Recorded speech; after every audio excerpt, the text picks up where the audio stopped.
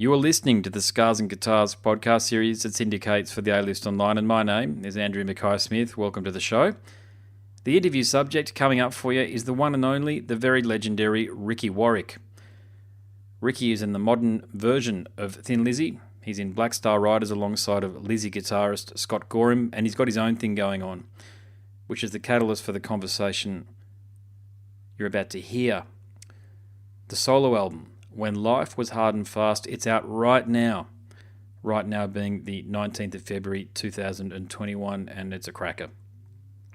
As you'll hear through the chat, my introduction to Ricky came about through the Almighty. Plenty of banter because he's a superb frontman, I must say. He's done a lot with his life.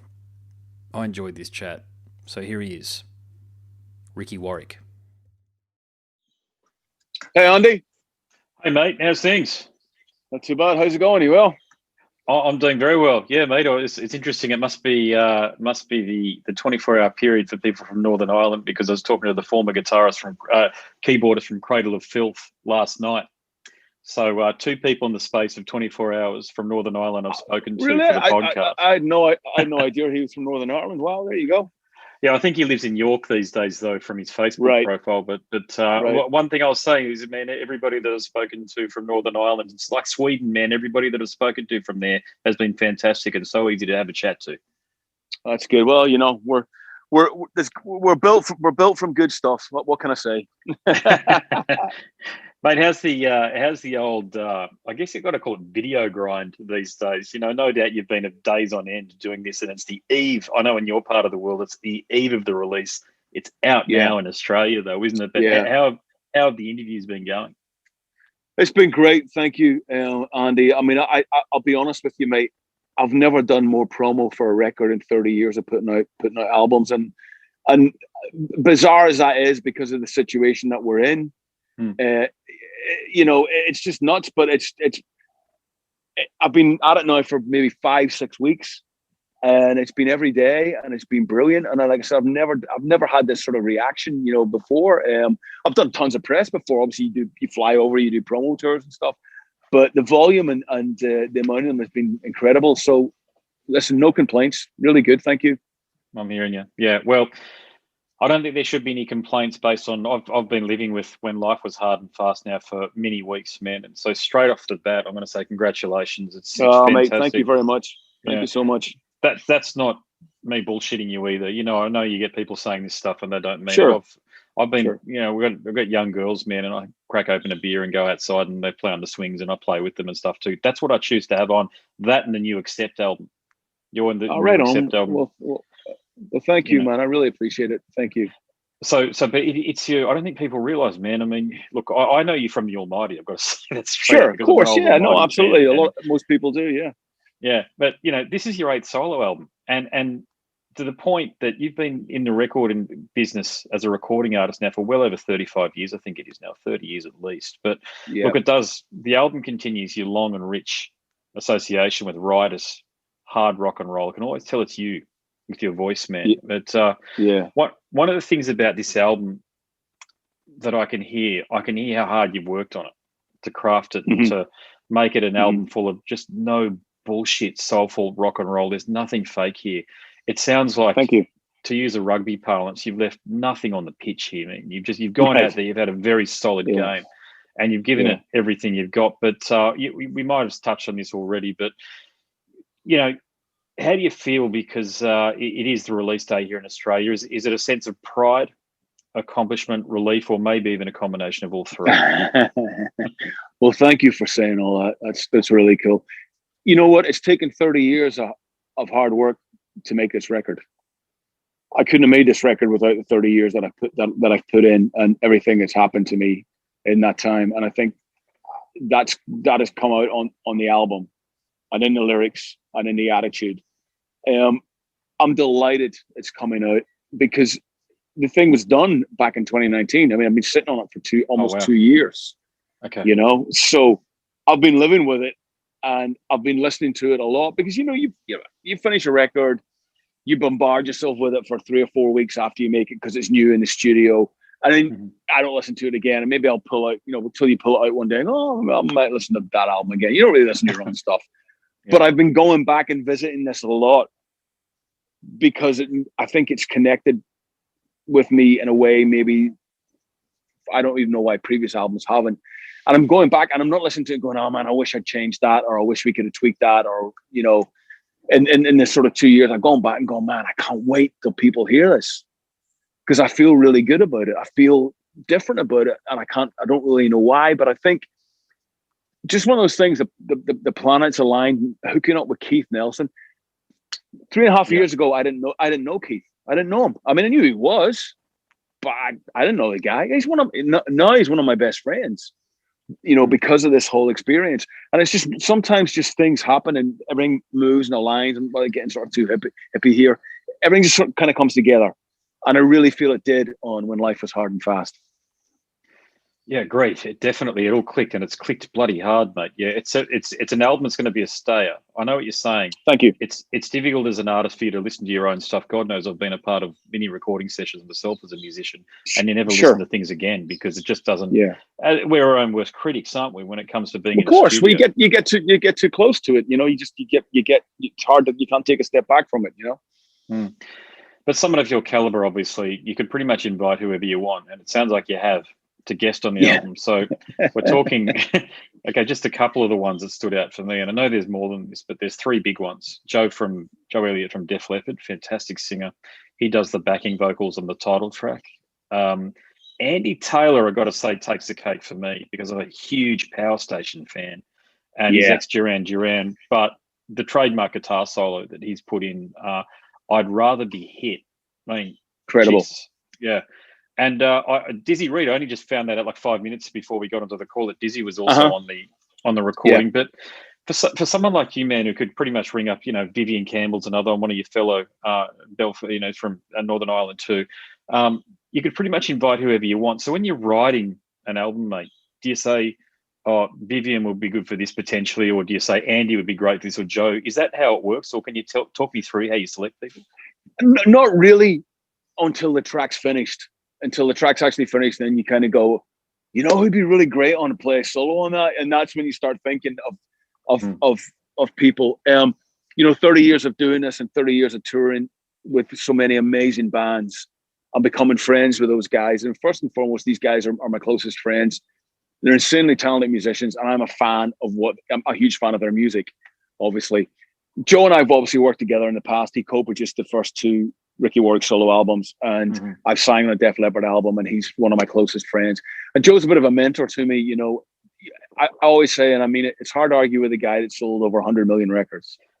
So if I'm working on something, I'll be sending Joe ideas, and he'll go, hey, I think you can push yourself a bit more in the chorus there, or blah, blah. And he always tells me straight, and I love that. And I don't always agree with him, but I always know, he's a great barometer for me. So it's a no-brainer. When I'm sort of working on something solo, I want Joe involved on it some way. And I think our two voices blend very well together as well. So that was a no-brainer to ask Joe to come sing on a track. With Andy, again, back to the Almighty, Andy produced Soul Destruction, the second Almighty album. Yes. And we've just stayed friends ever since. Andy took a back seat for a while there when he wanted to rear his kids and get his kids up through high school and get them set for life. And he's now making music again, really ferociously. And he's got a great studio in Ibiza. And about 3-4 years ago, he called me up and said, me come down, let's write some songs. So I went over to Ibiza, and we wrote about 12 songs, 5 or 6, which are going to be, Andy's got a solo record coming out later this year. Can't wait for you to hear it.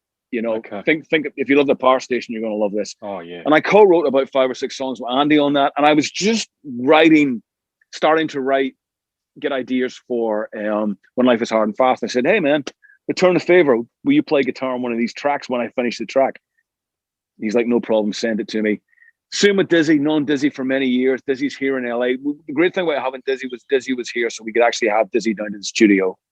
Everybody else was all over the world. We had to email them the tracks, and they did in the studio and sent it back. But Dizzy came down and hung out and played keyboards with Keith and I while we were actually in Keith's studio, which was great. And again, just a phenomenal musician, a good guy to be around, good energy. And I'm blessed that these people are my friends, and I can reach out to them and, bring them in. And a good thing about, again, doing a solo record is a nihilism. You're not going to piss off anybody in a band because there's no band to piss off. So you can have whoever the hell you want playing on it. Is it, you've been doing this as long as anybody out there, but you've always struck me as being very down to earth in interviews, and certainly by way of the music there. But you sometimes, especially, and I'll talk about some of the other work that you've been doing with Scotty for the last decade and a half or thereabouts later on. But is it weird, to you have just sort of those pinch yourself moments? You're the guy up front leading the band, and you got this all-star cast around you, and you can call on anybody you want to sort of help you. Totally. I mean, and it hits you at strange moments. I mean, I can be sitting talking to Joe or to Andy as like they're a mate, and suddenly this moment will just come and going, that's Andy Taylor, that's Joe, and you kind of have to go, okay, calm down. You turn into fanboy. You just do for a moment. You just the enormity of it hits you. But I love those moments because that shows me that I still am. Yeah. And it makes me giggle. And it happens at weird times. You might be on a night out, or you may have been having a few drinks for 2 or 3 hours, and suddenly you'll be sitting in a bar with one of these guys, and you'll just suddenly go, oh my God, that. I remember buying Photograph when it came out as a single, and and I love it. But it does, yes, to answer your question, absolutely, yes. Sweet. Yeah. All right, cool. Well, look, there are 2 tracks I want to isolate and talk about with you. Sure. Never Corner a Rat, which I understand is based on a conversation that you had with a US Marine, but that could be one of my favorites. I think that, and I'll talk about Time Don't Seem to Matter in the sec, but can you tell me the inspiration from Never Corner a Rat came from a conversation with the US Marine. Can you tell me a bit more about it? Yeah, of course, man. And I think that was the only song I actually wrote on electric guitar. I think I get these moments where I have my setup, I kind of, like, as you get older, it's a bit like glasses, you have glasses strategically placed in every room so you don't lose them. I'm like that with guitars now. That's how bad it's got. I've got a guitar strategically placed. So I've got a little amp set up, and I think I was just walking by it one day, and I was just like, just grabbed it, and it was just, first thing I played was that riff. Oh, that's a bit good. Recorded it, sent it to Keith. Keith and I worked on the music, and then I had a lyric. I'd written a lyric already, which I tend to do because I write a lot of lyrics even before any music in mind. I had a conversation. We were on tour with Judas Priest with Black Star Riders in the States about 3 years ago. We played a show.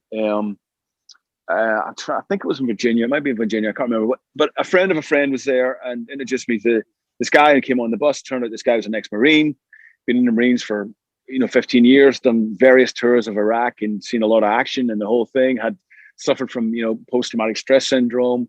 Was back, served his country, gave his all, and was struggling to be accepted back into society. Just to the help that he needed, he wasn't getting, and he just highlighted a lot of problems. I mean, I was aware of it. I've other friends that have got family in the military, so I was aware of it. But just his resilience of like, I'm not giving up. I've not let my country down. I'm not going to let my country let me down. His attitude really, really sort of struck a chord with me. And really, it's verbatim the conversation that we had. And he just said, don't ever corner a rat because you never know when they're going to bite back. And I went, that's killer. That's great. That's just really great. And the whole kind of lyric just evolved from there. So when I got the music, I'm going through my notes, and suddenly I'm going, this kind of fits over this, because it was an aggressive song. I felt it needed the subject had to be worthy of the aggressiveness of the song.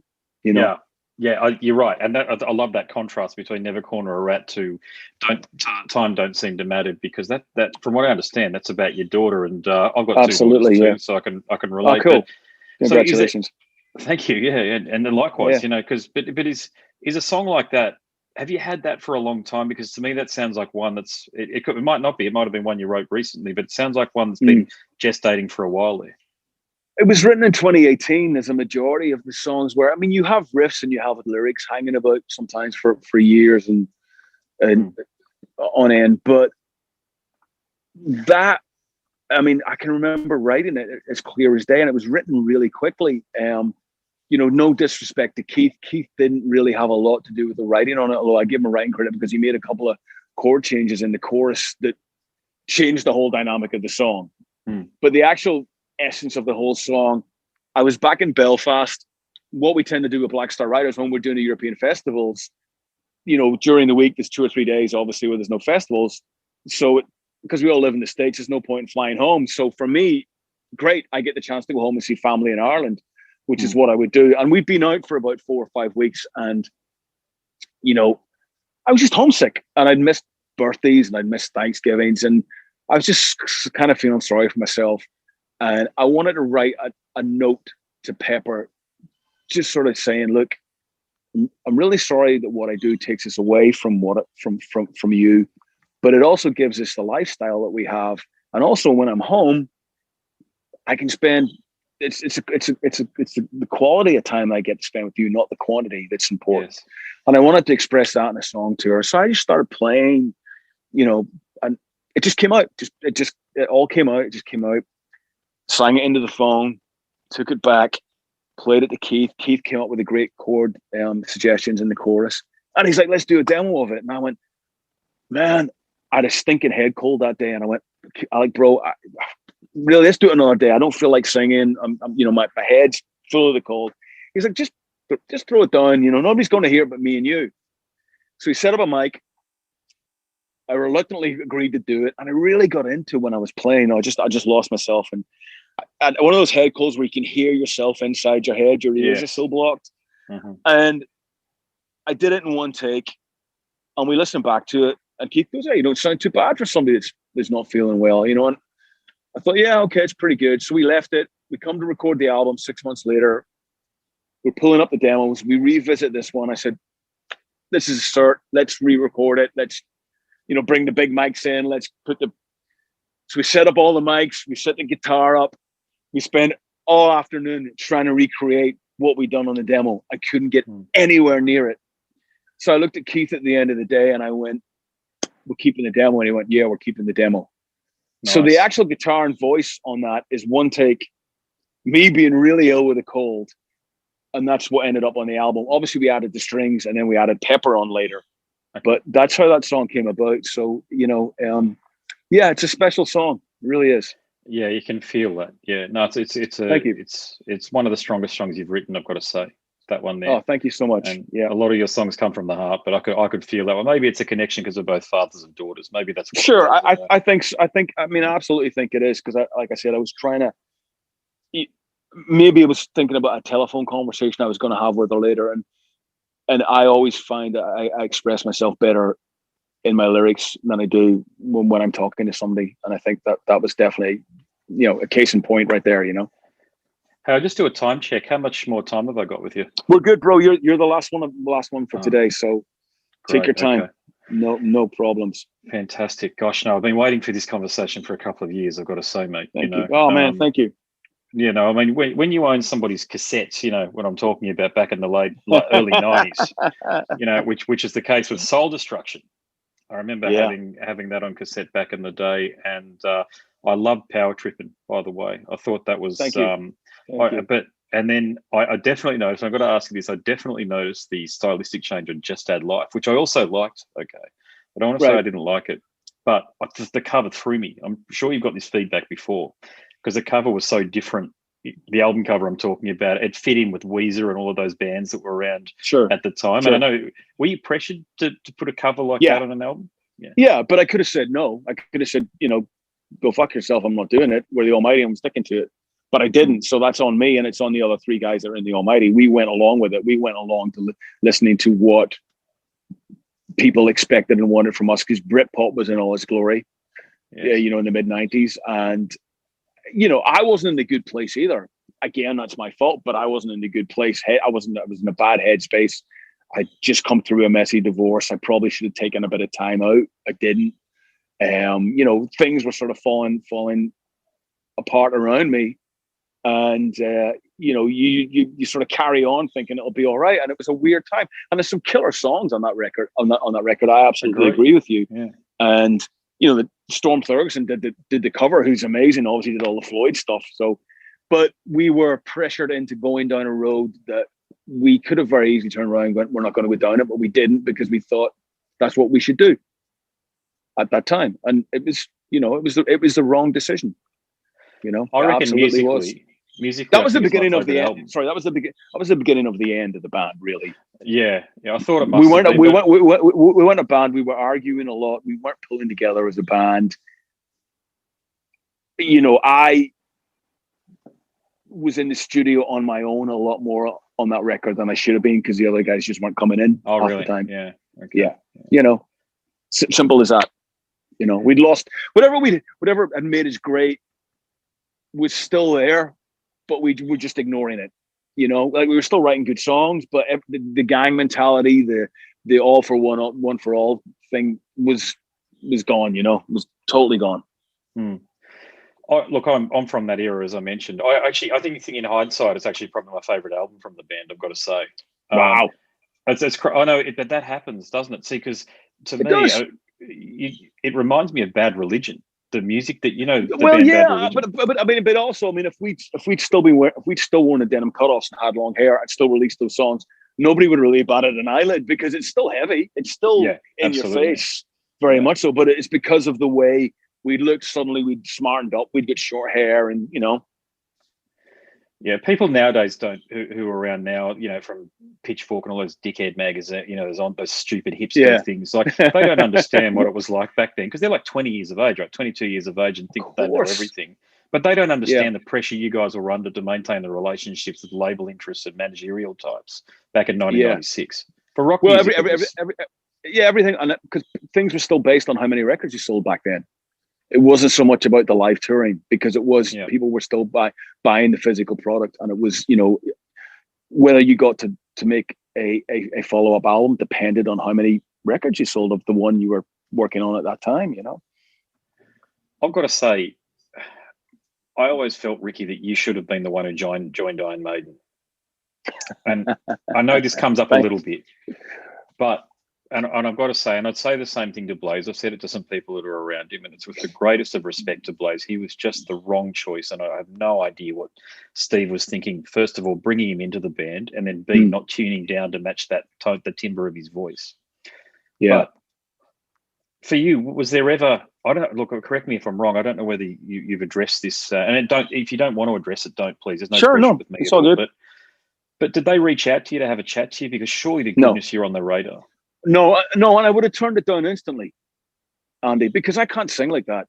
I can't sing that high. I've never been able to sing that high. I can't get anywhere near the greatness of Bruce's voice on those Maiden songs. Nowhere near it. I wouldn't dream of even attempting or putting myself. I mean, I know even then I knew my limitations. I wouldn't dream of putting myself in that position. You know, because you're set up to fail, and I knew there's no way I could even have come close to doing any of those Maiden songs justice. So even if they had have asked me, I would have, you know, politely declined and just went, I'm not your guy. You guys toured with Maiden though, didn't you? We did some of Blaze's first shows. I mean, we were actually, I think we might have done maybe his first 2 or 3 gigs that he actually did with the band, but we toured with them extensively. Yeah, a lot. We did a lot of shows with Maiden. Yeah, it's a very odd time. As I say, people who weren't around back then. I was well entrenched back then. I was a big fan. Don't understand how strange it was back then for rock and metal. It was basically rock and metal disappeared with the exception of banter. It did. Yeah, you know, the new metal came along, the likes of the Corns and the Deftones and all that kind of stuff. It was great, you know. And then Britpop was happening. The grunge. We just come out of the grunge. It was a weird time. This sort of, like you said, it was a weird time for hard rock and I guess heavy metal, you know, at that moment in time. I had a chat to Scotty a couple of years ago. He's just a tremendous fellow, I've got to say. And he rules.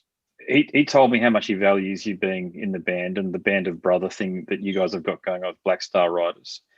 Yeah. And I firmly believe that few people, if anyone else, I must say, could do what you're doing, given you're singing in Thin Lizzy these days. And that's from two perspectives. Sure. Being able to do it is one thing, but having the balls of steel. And I've listened to your conversation on a podcast or a YouTube clip, I think it was, where you said you weren't standing in Phil's shoes, you're standing beside them. And I think that's such a great way to frame it. Yeah. But did you, way back when the Almighty was folding and things were sort of not looking that great for you, because I did listen to another conversation where you were working in a gym, you were telling the interviewer. was there any inkling, was that little voice in the back of your head saying that, no, stick at it, good things are about to happen for you? No, I mean, there was only one period in my life when I didn't hear those voices. Those voices have been an ever constant since I can remember, about not giving up. I mean, Fighting Heart on the new albums pretty much encompasses all that. That was when I was working in the gym, when I let the business beat me, not the music. I let the business beat me. The business side of the music industry beat me, with just so much crap and bullshit going on with that. And I just decided I didn't want the grief anymore. And kidding myself that I would just turn my back on the whole thing. And, the funny thing was that, I started working, and this is a true story, and I'll tell it. I started work on the gym on a Monday. I mean, I knew I was living a lie. I knew that I was still wanted to be on stage and tour and all that, but I was just like, maybe it's not meant to happen. Maybe I've had, I'm 30, maybe I've had my 12 years of it, and it was amazing, and maybe it's come to an end. Maybe that's just the way it goes. Maybe it's time to do something different. But, the first day in the gym, a guy from a publishing company walks in and recognizes me, and says, blah, blah, blah, you're Ricky Warwick, blah, blah, blah. And what are you doing? I'm kind of not doing music anymore. And he said to me, who owns the Almighty's back catalogue? And I went, I do, because I wrote most of it. He said, I'd be interested in publishing it. Do you have anything else? And I went, I have one song that I wrote on acoustic guitar. It's very different from anything I've ever done before. It's kind of almost countryish. It's called The Church of Paranoia. He said, I'd like to hear it. Could you give me a demo of it? Tuesday morning, I go into the work in the gym. He's there. I give him the demo of the song. He says, yeah, I'll get back to you. I'll listen to it. I go in on Wednesday. He doesn't come in on Wednesday. I thought, he's probably forgotten about it or not interested. Thursday morning, he comes in. He goes, that song's amazing. He says, this is something you should explore with, this kind of vibe. And he said, by the way, I'm interested in picking up your back catalogue. And he wrote a number down on a piece of paper, what he's prepared to pay for me. And he showed me it. And it's what I would have made working in the gym, for a full year in one day. Yeah. Friday, I quit the job. I was back in the music industry. I lasted 4.5 days.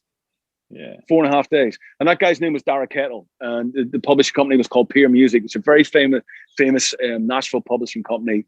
And that was the kickstart. But what was great was then I was friends with Joe Elliott at this point too. And Joe was going, what are you doing? And I said, he said, no. He said, you're a rocker. You'll be on. Yes. So I told Joe I'd got the publishing money, and Joe was like, right, great. My studio, we're going to make an album.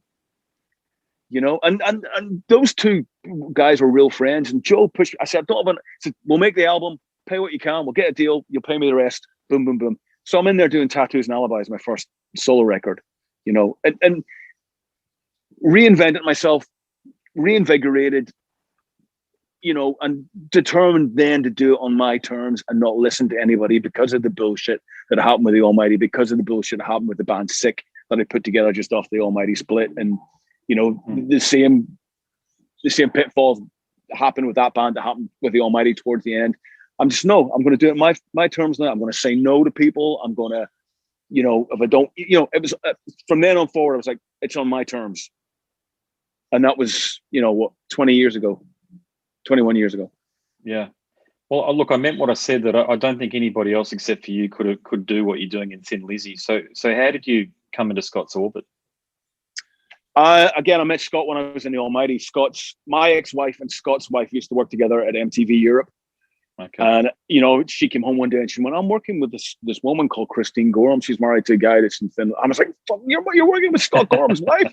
I've got to meet him, So, of course, a meeting set up and Scotty and I hit it off. And then the Almighty took off and Scotty was a big fan of the Almighty. And then in that first record, Joe, obviously, Elliot knows Scott really well. We decided we'd get Scott over to play on the album. So we flew Scott over to Dublin and he hung out for the weekend to end up playing on the solo record, and was really blown away about how I was singing, because I wasn't shouting like I did in the Almighty. Suddenly there's this voice there that Joe Elliott brought out of me where I'm actually singing, and Scott was just blown away, and we stayed friends ever since and kept in touch with each other.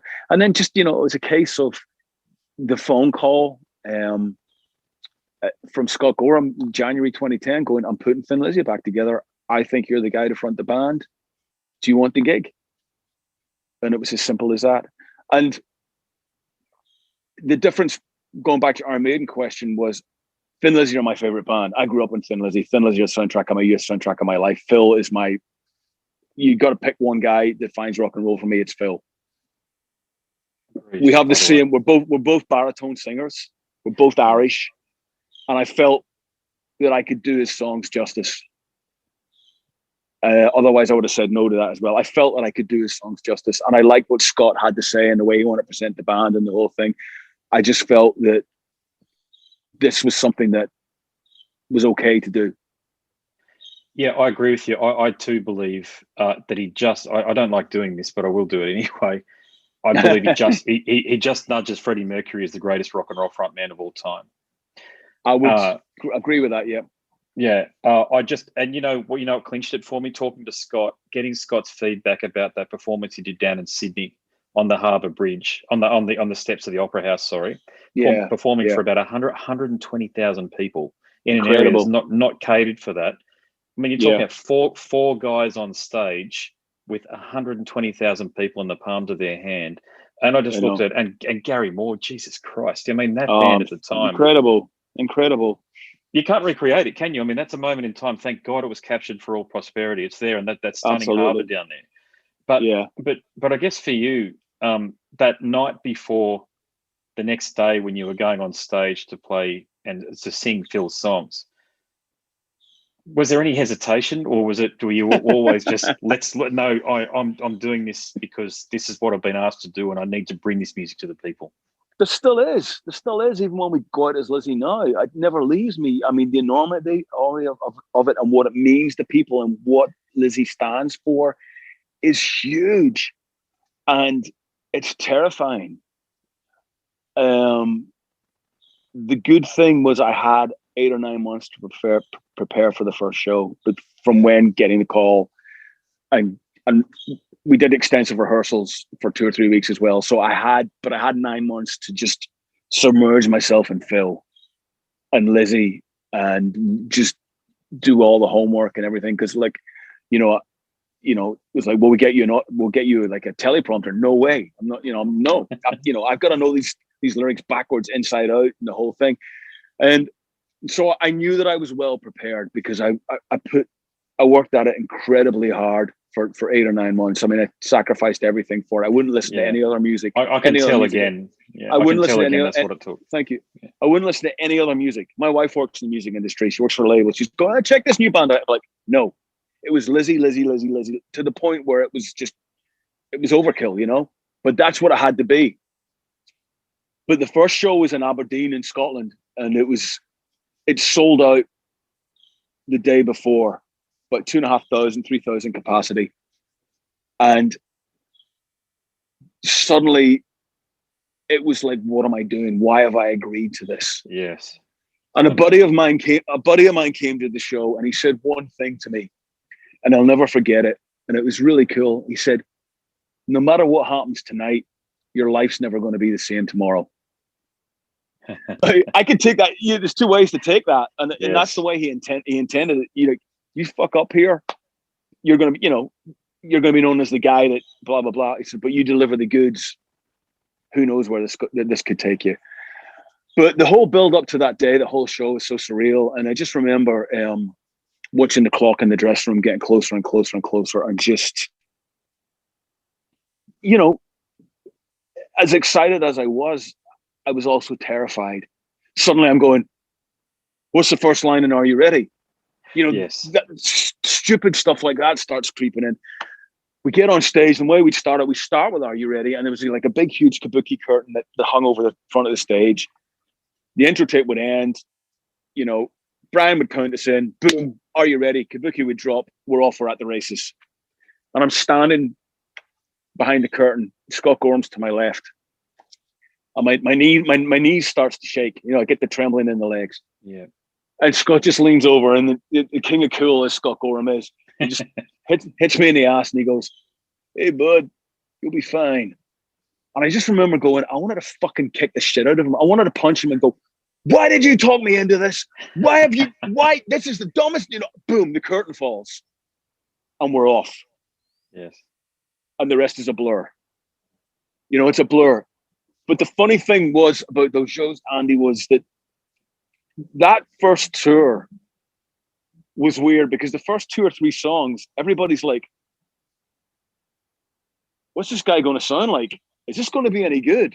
So they weren't like going, right from the off, it's Lizzy. They were going, okay, you know, I have to make up my mind is that if this guy's any good at this or if I like it or so it was weird. By the 4th or 5th song, they kind of go, this is pretty fucking cool. Then suddenly the place starts going mad. But the first 3 songs every night was always like, what's this guy selling? Is this guy going to be any good? Who does he think he is? Can he sing? Can he make these songs sound similar to the way Phil did? That was, and rightly so. And it was weird. But one of the coolest things was, and it was the power of the internet, was the tour had sold pretty well, but it hadn't sold out everywhere. And after the first gig was in Aberdeen, the second gig was in Glasgow in Scotland. After those 2 shows and the stuff went on the internet, the tour completely sold out the next day. Yes. And that was validation to me because people vote with their feet. That was validation to me that this was good. Yes, of course it's not the same without Phil. It's never going to be. Phil's the lead singer of Thin Lizzy. I'm not. I never will be. Phil's the guy. I'm just looking after the songs. But God, isn't it great to be able to hear those songs, you know, played live and loud and with passion and with soul and listen to Phil's amazing lyrics and the legacy that he's left and keep that living on. What's wrong with that? You know, when I say that I think you're the only person that could do it, it's not a mother statement, and I'll explain. I didn't realise because I've got to be honest, man, I've only recently gotten to Lizzy. I've always been a rock and metal fan, but they were just a bit like AC/DC, you know, everybody's into them. Yeah. So I thought, of course. Just about every second bloody Australian has every AC/DC album. So, and believe me, the music scene around where I am, it's all AC/DC too. It gets a bit boring, to be honest with you. And it's sort of unfortunately put Lizzy into that, but I got into them in big time in the last 5 years or so. But what I noticed, mate, is that I listened back to Blood, Fire and Love, and holy shit, your voice has the same tone as Phil's. Yeah. As far back as then. You're not putting it on. That's you. It's like you're born to do this. Thank you. Well, he was a big influence, like I said, when I was a kid. But I've got older, I've got to realize the strength and weaknesses of my own voice. My voice has got better as I've got older, as I've aged. It's got deeper and it's got a tone to it. And that works really well with the Lizzy stuff. Phil's got a very beautiful, soulful voice. And I think him, you know, having that is part in his DNA, being part black and having that soulful richness that a lot of those great soul singers have that we know and love. Phil definitely has some of that, which, you know, a scrawny white guy from Belfast just isn't going to have, you know. But I do think I have a tonal vibe that is similar and can certainly do his songs justice to a level that makes people feel comfortable with them when they hear them. How do you get punishes and how do you deal with them? Of course you do. There's a no Phil, no Lizzy brigade. I don't reply. I don't put energy. I mean, I've got this thing called BAMO. It's called block and move on. You know, and I adhere to that. And sometimes when I do, I mean, I've had it in person a couple of times. I'm going, you're right. There's no Phil, no Lizzy. I agree with you. Phil's the lead singer of Thin Lizzy. I keep saying this, people. I'm not. When I close my eyes, I don't see me singing with Thin Lizzy. I see Phil. But what artist wants his music to die when he dies? What's the point in doing it if you're not going to leave a legacy that people can listen to or people can play from eternity? It stopped for me. I mean, I'm sorry, I'm rabbiting on a lot here. It stopped for me. No, you're not. Andy, it's great, man. Yeah, it's awesome. Andy, what killed it for me and finished it off for me and made me go, it's never going to bother me again, is when Phil's mum came to see us play. I was going to ask, yeah. And Philomena came to the show in Dublin on the first tour, and of course I was beside myself with nerves and the whole thing. And I could see her during the show at the corner of my eye up in one of the boxes. It was a beautiful old theatre in Dublin, rammed, sold out. So much pressure because of Phil, Dublin, everything that stands for. And I didn't look at her. And I looked at her. We finished Black Rose, and I looked up, and she was on her feet. She was applauding wildly, and she was tears streaming down her cheeks. And I thought, okay, she dug it. That's cool. Brilliant. Okay. So we went back and we got changed, and there's an after show party. And I walked into the after show, and Philomena's sitting there, and she's a very gracious, glamorous woman. And she's holding court, and she instantly stands up, waves me over. And I was with my wife, Tina was with me. And I said, Tina, can you just give me a minute? She said, go do your thing. And I walked over, and she just hugged me, gave me the biggest hug, and she said, sit down. She goes, my Philip would have loved every minute of that. Every minute of that. She said, the soul and the passion and the power that you put into his songs, he would have loved it. I burst into tears. I burst into tears. And she says, I miss him every second of every day. She said, but for an hour and a half up there, she says, you made me feel that he was here, and I missed him a little bit less just for that hour. And the stuff she said to me was just insane. And she didn't have to say any of it. She didn't even have to talk to me. But that was the validation right there. That was all I needed, was her to say what she said to me. And, I walked out of there 100 feet tall. And, there's going to be people that don't like what you do in life. That's just the way that it is. There's people that are going to hate you for no reason. I don't see the point in it. I don't see the point of making somebody feel bad about themselves just so you can feel good about yourself, because then you're obviously the one with a big fucking problem. I've just never bought into negativity and hatred. It's a dead end street. It gets you nowhere. If you don't like something, don't say anything. You don't have to comment on it. You don't have to make somebody feel bad. That's not for me.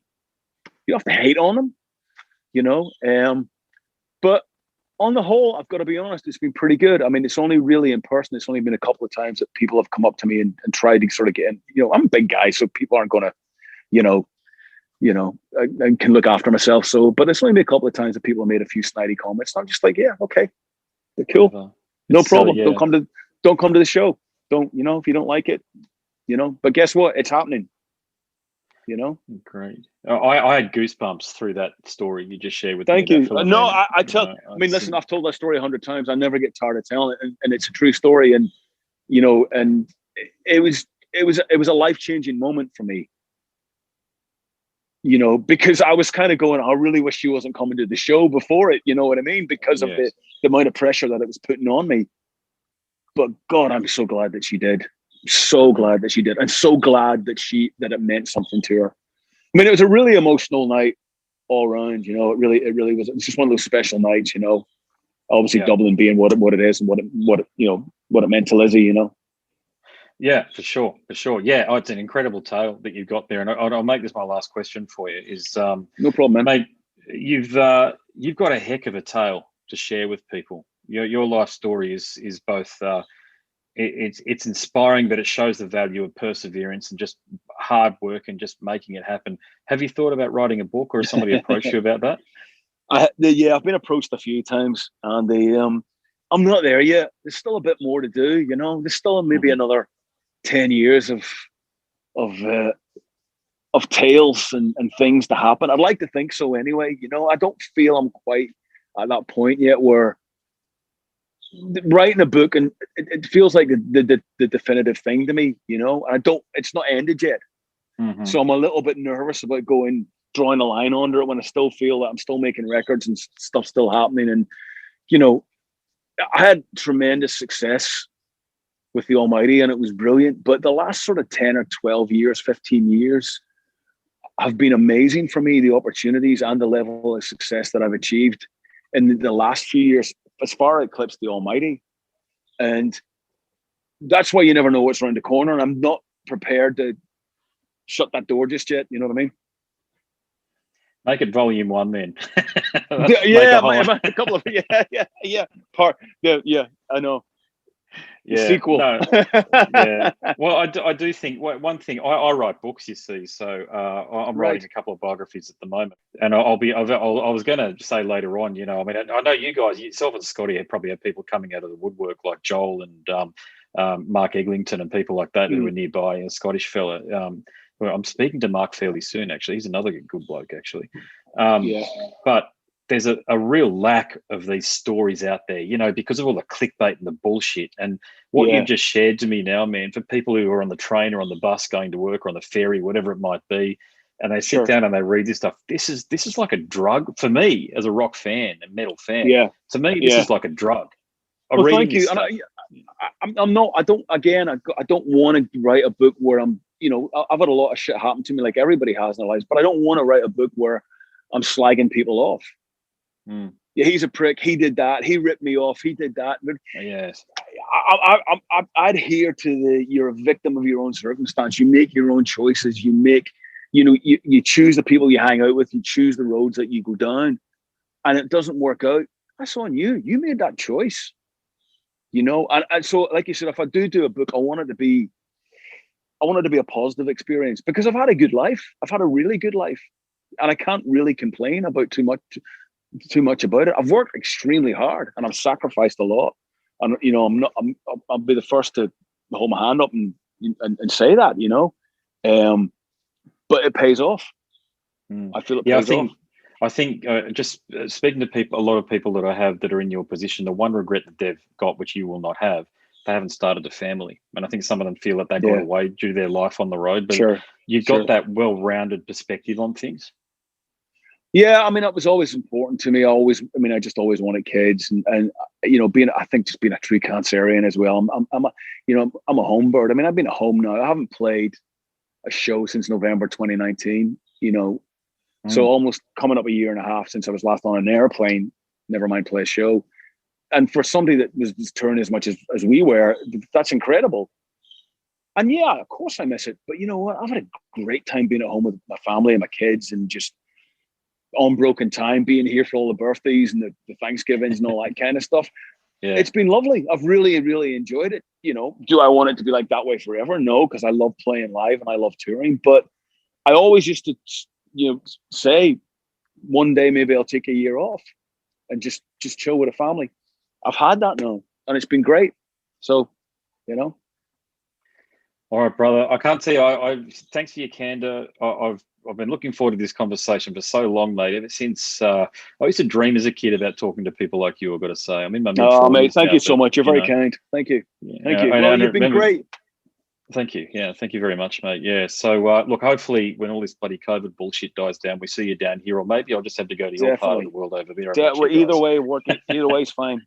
Just as long as we can get out and mingle and get back to doing what we love, you know what I mean? Absolutely, mate. The sooner it happens, No, thank you, mate. It's been lovely, and thanks for letting me ramble on. I really enjoyed that. It's really cool. No, I love listening to it, brother. All right, well, until the next one. Definitely be safe. Okay. Thanks, pal. Cheers, Andy. Bye-bye. Cheers, mate. Bye. Catch ya. Bye. You've been listening to the Scars and Guitars podcast series. My name is Andrew Mackay-Smith, and that interview subject was the one and only Ricky Warwick from Thin Lizzy, the Black Star Riders, and of course he's got his solo thing going on. Thanks for tuning in.